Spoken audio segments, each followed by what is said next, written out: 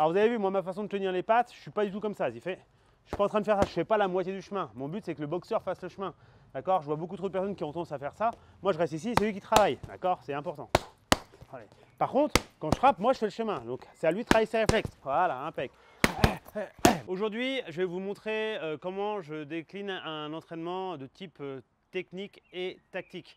L'idée, c'est pas d'entrer sur quelque chose de très physique, c'est plus de vous montrer en gros le déroulement de l'entraînement que je vais faire avec Vlad. Vlad que vous aviez vu il y a un peu moins de 2 ans dans une de ses premières séances. Donc ça va vous permettre aussi de voir son évolution. Let's go.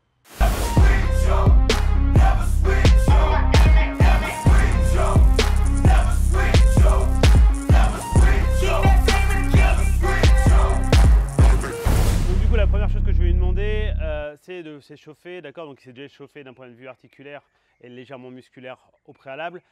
L'idée là, moi, ce que je lui demande absolument, c'est qu'il ait un échauffement avec son shadowboxing. Shadowboxing, je vais le décliner en 3 étapes. Les 3 premières étapes vont être la première, juste vraiment chill, cool, où il va être détendu, il va faire des mouvements, des frappes très basiques, des combos basiques. Il se déplace, mais vraiment avec un rythme très posé. Ça, il le fait pendant 3 minutes, d'accord? Vous regarderez que 30 secondes à peu près. Ensuite, deuxième round, ce sera un peu plus énergique avec des changements d'angle un peu plus prononcés. Et le troisième, ce sera un shadow comme on pourrait faire comme si vous étiez en sparring. C'est parti. Vas-y Vlad.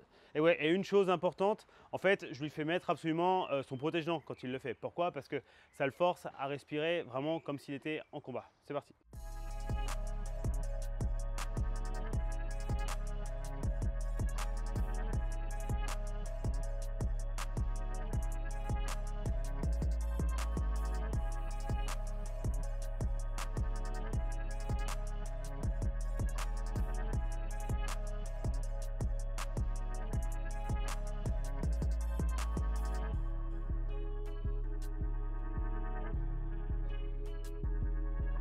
Donc là on enchaîne sur le deuxième round. Le deuxième round, même chose, sauf qu'il va augmenter l'intensité dans ses combos. Let's go. Et dans ses déplacements.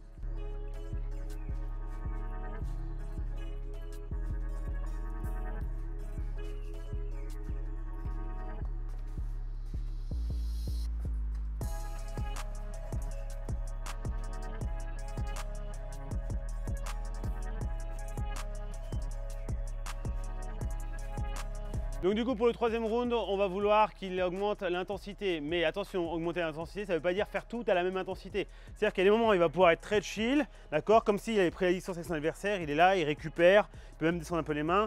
Dès que ça se rapproche, ou dès qu'il se rapproche, il va monter ses mains. Et là on va pouvoir mettre de la vitesse. Hop, et on bouge, esquive, blocage, boum, parade, bam, bam, bam, de l'angle, hop, je me décale, c'est le genre de choses qui m'intéressent.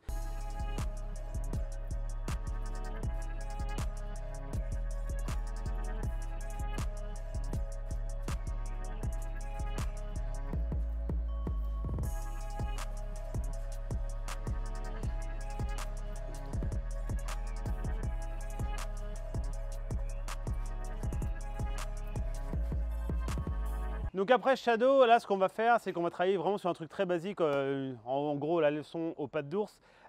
L'idée quand je vais tenir les pattes d'ours avec Vlad, c'est juste au début de le mettre en confiance et le mettre en sensation. Donc on va travailler sur des jabs, des crosses, des jab, jab, cross, des trucs très basiques. Vas-y, donc très chill, allez hop, on en garde, on bouge. Allez, jab, vas-y, go, encore, hep, hep. Allez, on bouge. Encore. Voilà, donc le but c'est vraiment qu'on se déplace, qu'il se déplace, qu'il soit toujours en fait prêt à pouvoir non seulement frapper et après rebouger pour que je puisse pas le frapper. C'est-à-dire que peu importe ce que je vais faire, qu'il ait toujours une défense de qualité et qu'il soit au niveau de ses appuis sur quelque chose de responsive. C'est vraiment important. Encore. Double, encore, Alors vous avez vu, moi ma façon de tenir les pattes, je suis pas du tout comme ça. Je suis pas en train de faire ça, je fais pas la moitié du chemin. Mon but c'est que le boxeur fasse le chemin. D'accord? Je vois beaucoup trop de personnes qui ont tendance à faire ça. Moi je reste ici, c'est lui qui travaille. D'accord? C'est important. Allez. Par contre, quand je frappe, moi je fais le chemin. Donc c'est à lui de travailler ses réflexes. Voilà, impec. Ok, jab, jab, cross. Encore. Et on bouge, allez, on reste pas statique. Quoi qu'il arrive, on reste pas statique. Et on va essayer de recruter les appuis au maximum. L'idée, ça pourrait être de faire par exemple un step back avec la jambe arrière derrière le cross. Et je recule. Voilà, encore. Pam, pam, pam. Voilà, encore. Comme ça, même si je veux frapper, je suis mort. Hop, encore. Impec. Là, par exemple, on peut rajouter un crochet gauche. Ça, c'est quelque chose que j'aime bien.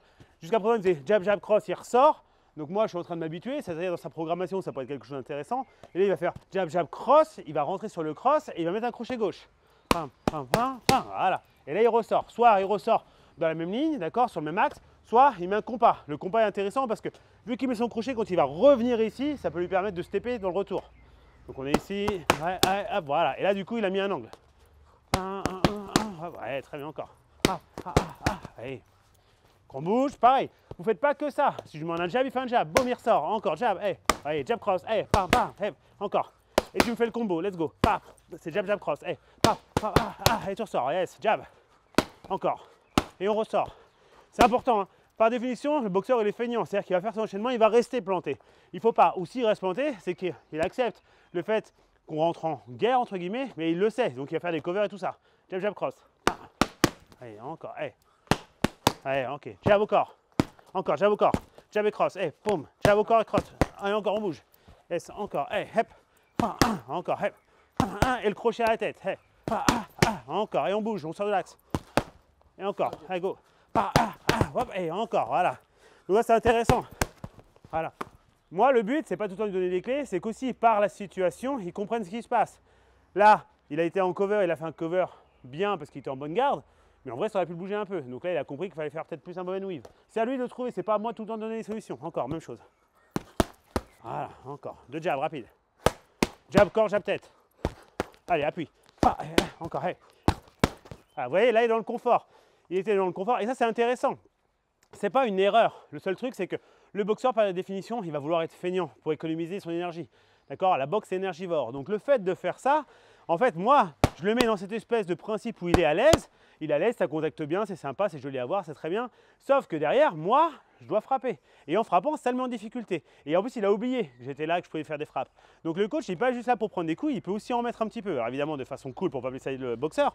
Mais l'idée, c'est que ça ressemble un peu à un sparring. Donc par exemple, on peut s'amuser à se déplacer, venir ici, boum, et on va rentrer en upper. Allez, rapide. Voilà. Et derrière, on va faire un jab ou une sortie, peu importe. Et on sort. Voilà. Impec. Pareil de l'autre côté. Hop, voilà, très bien. Très bon truc. Là, tu fais ça, il met le crochet gauche. Derrière, il met un cross. Moi, j'ai la main, je ne l'ai pas, c'est peu importe. Il fait son cross, mais c'est dans le vide. Cross dans le vide. Hop, et il fait un compas derrière pour se barrer ou un pivot. Et ça, le fait de faire ça, c'est important parce que ça crée du mouvement. Et ce mouvement nous intéresse. Allez, 2 ici. Hep.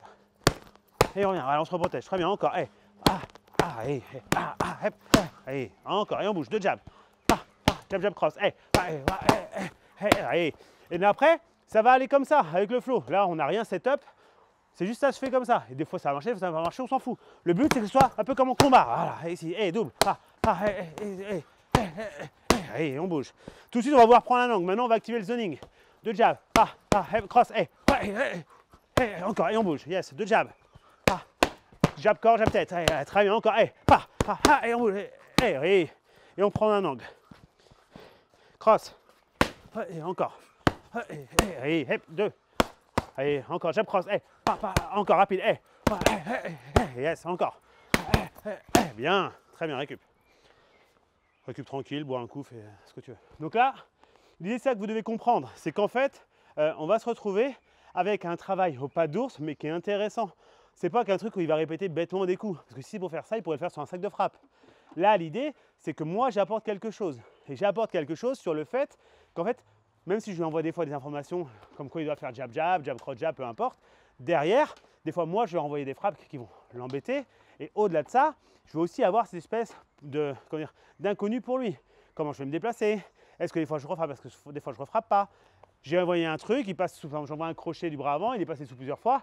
Derrière, il met pas. À lui de voir. Et moi, est-ce que je remets ou pas? Bref, tout ça, c'est ce qui rend, on va dire, le côté un peu plus réaliste, un peu plus sparring. Ok? Et là, ce qui est intéressant aussi, c'est de voir un petit peu son principe d'adaptation. Comment il va réagir à ça? Est-ce que dès qu'il va être fatigué, ça va être moche au niveau de ses appuis, ses bras? Est-ce que ses bras tombent, etc. Et tout ça, ce sont des choses qui nous intéressent très, très fortement. Donc maintenant, on va travailler d'une façon un tout petit peu différente. Donc on garde le concept des pattes, du plastron. Et sauf que là, on va passer du principe que jusqu'à présent, il boxait un peu de long, il était en fuyant, etc., en contrant, en essayant de trouver des moments où il pouvait, en gros, me déstabiliser. Là, l'idée, il va faire le principe, il va accepter le fait que ce soit la guerre. Donc il est en garde, on va venir ici, bon, fais-moi un jab, boum, double, et moi je vais venir, et lui il accepte, d'accord? Il ne peut pas reculer dans les corners, il est dans le corner ou peu importe, il accepte, il est ici. Moi je vais envoyer, par exemple, une ou deux frappes au corps, peu importe. Lui derrière, il va riposter donc du même côté, et il va faire donc uppercut et crochet, d'accord? Soit quand il décide de rentrer ici, ça sera là et là, d'accord? soit de l'autre côté, 1 et 2. Moi, peu importe. Pour l'instant, il reste en face, d'accord? Tout le temps. Il n'y aura pas de zoning ni rien. C'est juste pour se mettre dans le délire. Donc, vraiment très hermétique. Donc, on est là, on revient, et, 1 et 2. Encore, et, pa, et, 1. Encore, et. Alors, on protège, encore, très bien. Donc ça, c'est basique, d'accord? L'intérêt, en fait, c'est de commencer à sortir de l'axe entre les deux frappes, revenir en garde entre les deux frappes. Maintenant, ce qu'on va vouloir faire, c'est que je voudrais qu'il bouge sur sa dernière frappe, d'accord? Pour que ce soit un peu moins facile pour moi pour recontrer derrière. Donc, ce qui veut dire, par exemple, que si je viens, tiens, on va se mettre de ce côté-là. Si je viens ici, par exemple, je sais pas, je travaille là, je viens chercher là, je viens chercher là, là il l'encaisse bien, il a déjà chargé, vous avez pu remarquer, il est bien sur sa jambe arrière, pointe de pied, là il est bien fléchi, et là il encaisse le coup parfait. L'avantage de la coquille, c'est qu'il peut poser son bras sur sa coquille, ça lui permet d'avoir un appui de qualité. Et ici, là, il va remonter en upper, et là il va faire son crochet. Quand il fait son crochet, peu importe, ça c'est très bien. Quand il fait son crochet, je veux qu'il y ait un footwork qui va travailler. Soit il va faire avec son pied comme il vient de faire, vas-y, vas-y, voilà, comme ça, d'accord. Ou après, il pourrait aller là, il peut aller là, je m'en fous. Soit il le fait en allant par là avec le pied arrière. Donc, il refait, encaisse, 1 et pied arrière qui bouge. Ou alors, soit par là, ou soit par là, en même temps, dans la frappe. Exactement, ouais. L'idée, en fait, c'est qu'une fois que vous le faites, une fois que vous faites ce genre de choses, ça vous permet juste de pouvoir bouger. Boum, boum, d'accord, boum, boum. On se fiche du truc. L'objectif, c'est de ne plus être au même endroit, d'accord? Donc, on recommence tranquille, je viens venir là, et 1 et 2, voilà, très bien. Et après, il reprend, tu te recales, c'est moi qui va retravailler, qui va galérer à te recadrer, parce qu'ils disent ça, c'est que je galère à le recadrer. Je viens là, et, voilà, très bien. Je travaille, on vient, D'où l'importance d'être sur les appuis. Ouais, d'où l'importance d'être sur les appuis. Encore. On est là, 1 et 2, et on bouge, ouais, encore. Donc, les mains bien en l'air, c'est normal. T'as les mains en l'air, c'est ce qu'on veut, c'est très bien. Là, ici, ouais, très bien. Un jab, ok, tu bouges, encore, double ton jab, double encore, jab, jab, cross. Ouais, moi j'avance, hop, là, super, voilà. Et là, je me retrouve face à rien. C'est pour ça qu'on veut la capacité de pouvoir jouer sur la profondeur, bam, bam, bam, je me rebarre, et là, d'un coup, bam, bam, bam, je viens ici, le mec me met la pression, je peux pas reculer, je n'ai pas envie de faire un side step, vas-y, si tu veux, pour prendre l'angle, je fais ici, vas-y, enchaîne. Bam, et là, je monte, d'accord? Et je monte, je m'en fous, le but c'est de tourner. Encore, donc on va venir ici, prendre l'appui, prise d'appui, et on bouge, hop, et voilà, deux jabs, rapide, jab, jab, cross, bien, et vous voyez, l'idée c'est que ce soit des choses qui soient très transférables à l'activité. C'est-à-dire c'est autre chose que uppercut, crochet, bob and weave, jab. Encore. Uppercut, crochet, bob and weave, jab. Allez, on va très vite. Allez, pam. Super. Sauf que ça, c'est bien, mais il fait juste ce que je lui demande. Là, moi, je lui demande juste un truc de base au début, et après, il fait ce qu'il veut. Je m'en fous. C'est-à-dire que je suis venu ici, il frappe, moi je fais une frappe, il frappe, hop, il bouge la tête derrière. Voilà. Et il doit gérer. Boum, voilà. Ici, double. Boum, voilà. Et c'est ça qui nous intéresse. Deux ici. Corps-tête en jab. Encore, corps-tête. Cross. Et dessous. Voilà. Bon, enchaîne, très bien. Encore. Très bien. Encore. Ici. Double. Encore, double.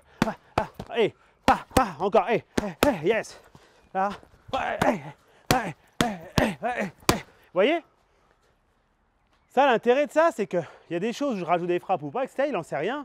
Mais il faut que ça soit toujours bien équilibré sur les appuis, en rythme, avec de la précision, de la puissance et une belle lecture. Parce que des fois, je mets des coups, des fois, j'en mets pas, des fois, je lui demande qu'il en mette un de plus. Bref, on s'adapte. Évidemment, ça ne revient pas du jour au lendemain comme ça. C'est un vrai travail. D'accord? Mais plus vous entraînez votre personne, votre élève, ou plus vous vous entraînez comme ça, plus vous allez avoir un niveau qui va progresser de ouf. D'accord? Donc voilà, c'est ce que je voulais vous montrer. Ce n'est pas une séance où j'explique une technique, c'est une séance où j'explique plutôt ma façon de voir le travail aux pattes. Voilà pourquoi j'adore faire ça. Vlad, vous l'avez vu évoluer, d'accord? Vous l'avez vu il y a à peine 2 ans sur ses premières séances. Bon, physiquement, il a grave changé, d'accord? Parce qu'on s'entraîne beaucoup et tout ça, mais même en termes de technique et de stratégie, il a vachement évolué. Et à savoir que Vlad, il mange du sparring quasiment à chaque séance. Soit avec moi, soit avec les autres élèves. Mais à chaque fois. Pourquoi? Parce qu'à un moment ou un autre, pour vous transférer dans le sparring, il faut faire du sparring. Jusqu'à là, rien de vraiment exceptionnel. Sur ce, je vous souhaite une très bonne journée. Merci mon Vlad. Bye bye, abonnez-vous, blablabla, blablabla. Peace. Voilà, ça récupère un peu toi.